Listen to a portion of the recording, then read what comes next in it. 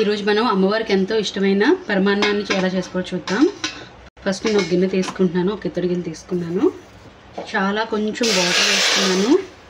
తర్వాత ఇగోండి కొంచెం బియ్యాన్ని నేను ఒక్కసారి వాష్ చేసుకొని యాడ్ చేసుకుంటాను. అందులో ఒక 2 టైమ్స్ వాష్ చేసుకున్నానండి. ఈ బియ్యాన్ని వేసుకుంటున్నాను. ఇదేంటి ఇంత తక్కువ బియ్యం వేసాను అనుకోకండి, దీనికి పిండి బియ్యం అయితే ఇంకా బాగుంటుందండి. కానీ నేను నార్మల్ బియ్యం వేసుకుంటున్నాను మా అమ్మవారికి. చూడండి కొంచెం బియ్యం, ఒక 2 పిడికిల బియ్యం అనుకోవచ్చు మీరు. దీన్ని మనం పాలతో ఉడికిద్దామండి. మీకు వీలైతే ఆవు పాలు వేసుకోండి, ఇంకా మంచిది. ఇదిగోండి నేను ఒక ప్యాకెట్ ఫుల్ క్రీమ్ మిల్క్ని యాడ్ చేసుకుంటున్నాను.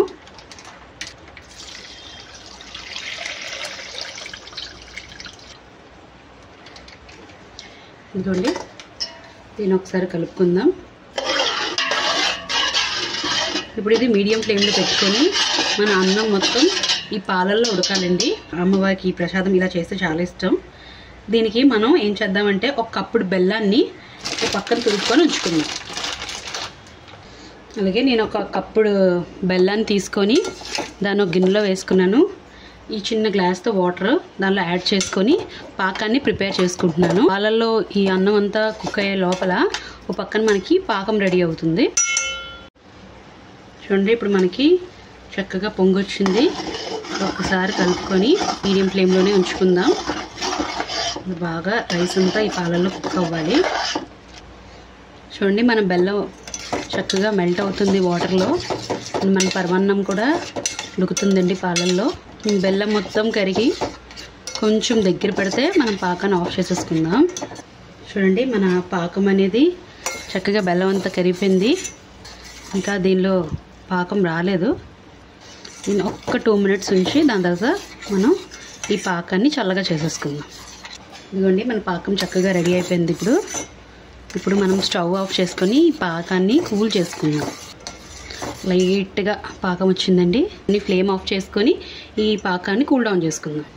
ఇక్కడ మన పరమాన్నాన్ని చూడండి స్లో కుక్ అవుతుంది. కొంచెం టైం పట్టినా సరే ఇలా చేసుకుంటే చాలా రుచిగా ఉంటుందండి. పిల్లలు అయితే చాలా ఇష్టంగా తింటారు ఇది.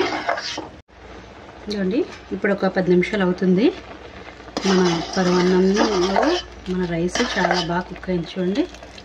చూడండి నేను ఒక మెతుకు తీసుకొని చూస్తాను. ఆల్మోస్ట్ కుక్ అయిపోయింది చూసారా. ఇప్పుడు ఆల్రెడీ దీన్ని చిన్న మంట మీద పెట్టుకొని సిమ్ చేసేసుకుందాం. దీన్ని ఆల్రెడీ మనం ఇందాక పాకాన్ని ప్రిపేర్ చేసుకున్నాం కదా, ఇది కొంచెం చల్లగా అయింది. ఇప్పుడు దీన్ని ఒకసారి మనం స్టెయిన్ చేసుకుందాం.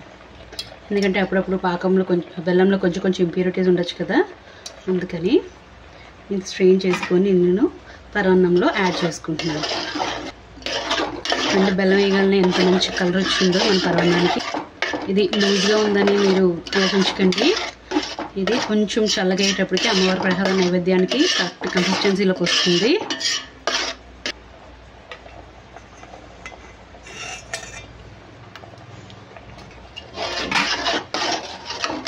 మన పరమాన్నం ఆల్మోస్ట్ రెడీ అయిపోయింది.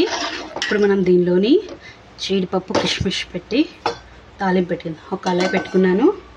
దీనిలో నెయ్యి ఒక 2-3 స్పూన్స్ నెయ్యిని యాడ్ చేసుకుంటున్నాను.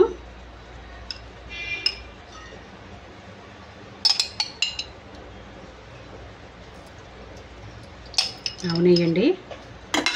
ఇప్పుడు దీనిలో జీడిపప్పు మరి కిష్మిష్ ఈ రెండింటిని వేసుకొని బాగా ఫ్రై చేసుకోవాలి. లో ఫ్లేమ్లో పెట్టుకోండి, లేకపోతే జీడిపప్పు మాడిపోతుంది. చూసారు కదా మన కిష్మిష్ ఎంత బాగా పొంగాయో. ఇప్పుడు స్టవ్ ఆఫ్ చేసేసుకొని ఈ నెయ్యి తాలింపుని నెయ్యితో పాటు పరమాన్నంలోకి వేసేసుకుందాం.